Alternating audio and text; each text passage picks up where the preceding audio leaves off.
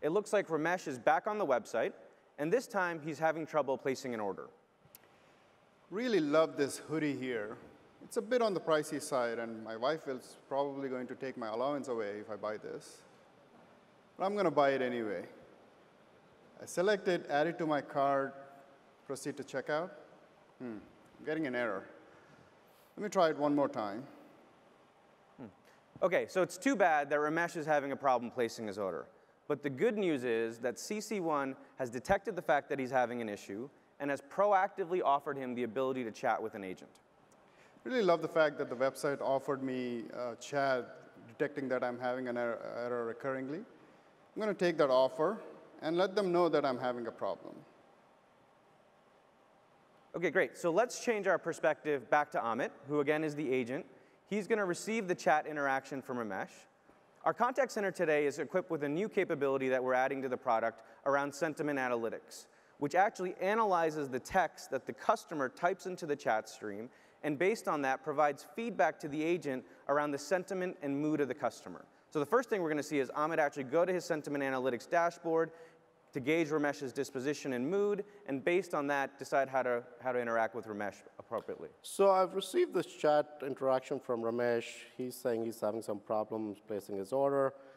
I go to my sentiment meter. He doesn't seem angry. He seems analytical in his tone. He seems fine. I'm just going to use my standard templates to respond to him and ask him how I can be of help.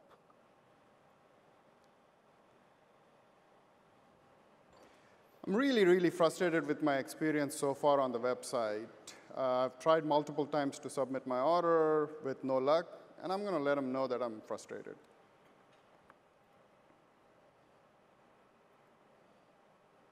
Yikes. Looks like Ramesh is very angry. He seemed fine a minute ago. And since he was looking to place an order, I'm going to see if I can escalate this chat interaction to the voice channel. Let me ask him if I can call him at the number associated with his account. I'm going to get his permission to do so. I'm going to be OK with that. OK, so at this point, Amit has been able to escalate from a chat interaction to a voice interaction based on a read of the sentiment analytics that we saw in his dashboard.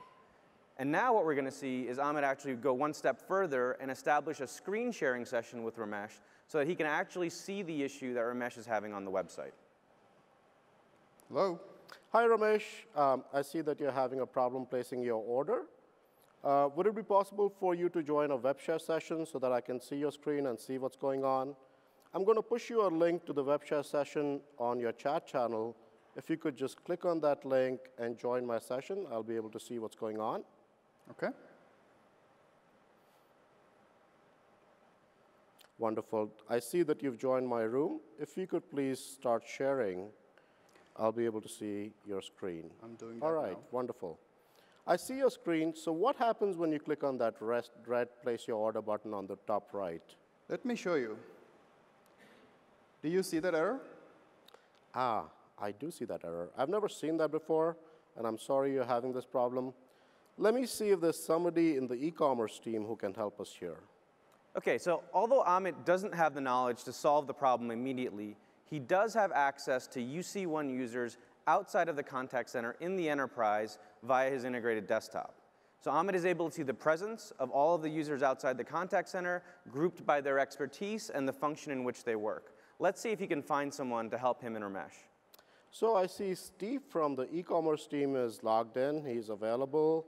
He's not busy on a call or anything. I'm going to quickly chat with him and see if he can help me resolve this issue. All right, so Steve has gracefully accepted. So I'm going to ask him to join my web share session. I go back to my room, and there's Steve. Hi, Amit. Steve here. How can I help today? Hi, Steve. I have Ramesh over here with me. He is trying to place an order. He clicks on that red place your order button, but this is the error message he receives. Can you please help? Oh, sure. Hey, Ramesh, sorry you're having that trouble today. If you just close out that error message that you see, and so we added a new term when you're placing an order. that you need to accept our privacy policy. So there's a little checkbox just below the place your order button. If you see that right there, yep, Okay. check that and try placing your order again, and hopefully it'll go through this time. Ah, there you go. That seems to have solved the problem, guys. Thank you so much. Great. So we were able to resolve the customer's issue even though the agent did not know how to handle the request initially. As we saw, the CC1 Agent desktop has UC1 capabilities embedded inside it. And via this integration, Amit was able to pull in a subject matter expert in the form of Steve from outside of the contact center and have them quickly resolve the customer issue. This is a critically important capability. It turns out that 1/3 of all interactions that come into a contact center require the customer to repeatedly contact the contact center for resolution. I think we as consumers have all had that experience where you have to call back, email back until you get that resolution. It turns out that 12% of customers that end up having this type of an experience end up eventually churning and moving on to a different vendor.